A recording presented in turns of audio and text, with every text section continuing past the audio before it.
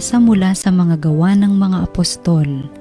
Noong mga araw na iyon, dumarami na ang mga sumasampalataya at nagreklamo ang mga Helenista laban sa mga Hebreo. Sinabi nilang ang mga babaeng balo sa pangkat nila ay napapabayaan sa pang-araw-araw na pamamahagi ng ikabubuhay. Kaya tinipon ng 12 ang buong kapulungan ng mga sumasampalataya at sinabi sa kanila, hindi naman dapat pabayaan ang pangangaral ng salita ng Diyos upang mga siwa sa pamamahagi ng ikabubuhay. Kaya mga kapatid, pumili kayo sa mga kasamahan ninyo ng 7 lalaking kilala sa pagiging mabuti, matatalino at puspos ng Espiritu Santo at ilalagay namin sila sa tungkuling ito at iuukol namin ang buong panahon sa pananalangin at sa pangangaral ng salita. Nalugod ang buong kapulungan sa panukala ng mga apostol, kaya't pinili nila si Esteban, isang lalaking matibay ang pananalig sa Diyos at puspos ng Espiritu Santo, at sina Felipe, Procoro, Nicanor, Timon, Parmenas at Nicolas na taga Antioquia, isang hentil na naaakit sa Judaismo.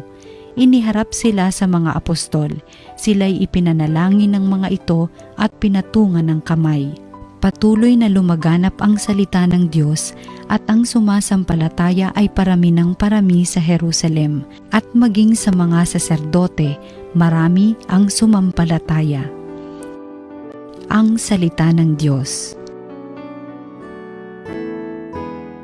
Poon, pag-asa ka namin, pag-ibig mo'y aming hiling. Lahat ng matuwid dapat na magsaya dahil sa ginawa ng Diyos sa kanila. Kayong masunuri, magpuri sa Kanya. Ang Diyos na poon ay pasalamatan, tugtugin ang alpat awit ay saliwan. Poon, pag-asa ka namin, pag-ibig mo'y aming hiling. Panginooy tapat sa Kanyang salita at maaasahan ang Kanyang ginawa. Minamahal niya ang gawang matapat, ang pag-ibig niya sa mundo'y laganap. Poon, pag-asa ka namin, pag-ibig mo'y aming hiling. Ang may takot sa Diyos at nagtitiwala sa Kanyang pag-ibig ay kinakalinga.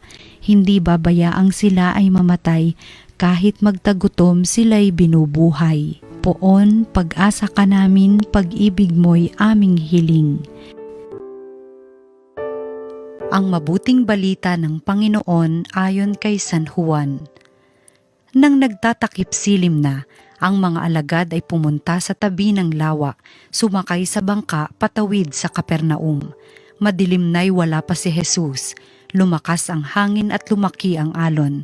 Nang makagaod sila ng mga 5 o 6 na kilometro, nakita nila si Jesus na lumalakad sa ibabaw ng tubig, palapit sa bangka. At sila'y natakot. Ngunit sinabi niya sa kanila, huwag kayong matakot, ako ito.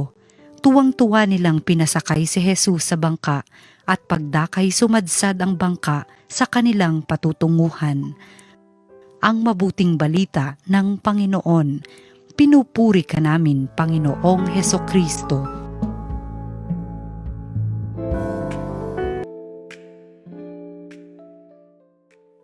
Magandang araw po sa inyong lahat, ating pagnilayan ang salita ng Diyos, salita ng buhay. Isang simpleng linya sa Ebanghelyo ang gusto kong pagnilayan natin ngayon. Tuwang-tuwa nilang pinasakay si Jesus sa bangka at pagdakay sumadsad ang bangka sa kanilang patutunguhan. Parang napakaikli, no? Parang wala namang drama. Pero kung isipin natin, ito ay isang napakalalim na karanasan. Kasi bago nito, nasa gitna sila ng lawa. Madilim, malakas ang hangin, magulo ang tubig. Hirap na hirap sila. At parang wala si Jesus. At hindi ba ganito rin ang buhay natin minsan? May mga panahon na parang ang lahat ay lumalaban at sumasalungat sa atin. Problema sa pamilya, kalusugan, ministry, finances. Nagpupumilit tayo, nagsisikap tayo, pero parang hindi tayo maabante. Parang kahit anong gawin natin, nasa gitna pa rin tayo ng bagyo. Pero nang pinasakay nila si Jesus sa bangka, biglang nagbago ang lahat. Hindi sinabing tumigil ang hangin, hindi sinabing nawala ang alon, pero ang mahalaga, nakarating sila. Kaya ano ang magandang punto para sa atin ngayon? Kapag pinapasok natin si Jesus sa bangka ng buhay natin, kahit may bagyo, makakarating tayo sa ligtas na pampang.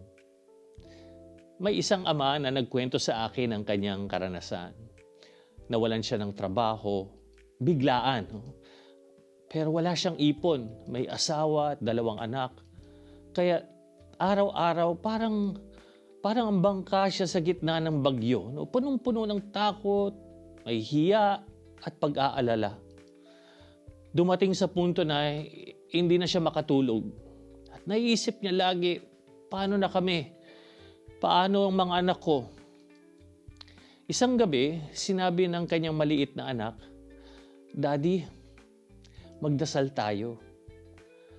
Sa totoo lang, matagal nang hindi siya nagdarasal. No? Lagi kasi siyang busy, pagod, at minsan nawawala na rin ang gana. Pero nung gabing yun, sinamahan niya ang anak niyang magdasal. At simple lang ang panalangin ng bata. Sabi niya, "Lord Jesus, samahan mo kami. Pumasok ka po sa bahay namin." Wala namang dramatic na nangyari kinabukasan. Hindi agad nagkaroon ng trabaho ang ama. Hindi agad nawala ang problema ng pamilya. Pero may nagbago. Unti-unti bumalik ang kapayapaan sa puso niya.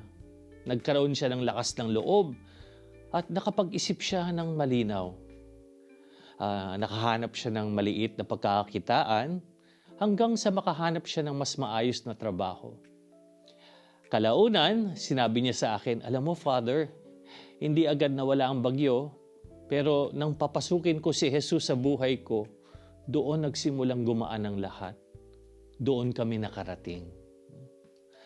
Mga minamahal na kapatid, minsan iniisip natin na ang solusyon ay mawala ang problema. Pero ang sinasabi ng Ebanghelyo, ang tunay na solusyon ay papasukin si Jesus. Hindi niya laging agad inaalis ang bagyo, pero siguradong dadalhin niya tayo sa tamang pampang. Kaya ang tanong ay hindi, may bagyo ba sa buhay ko? Kasi lahat naman tayo meron. Ang mas mahalagang tanong ay, pinapasakay ko ba si Jesus sa bangka ng buhay ko? Kaya magandang tanungin natin sa ating sarili, sa gitna ng mga pinagdaraanan ko ngayon, saang bahagi ng aking buhay ako nahihirapang papasukin si Jesus? At bakit?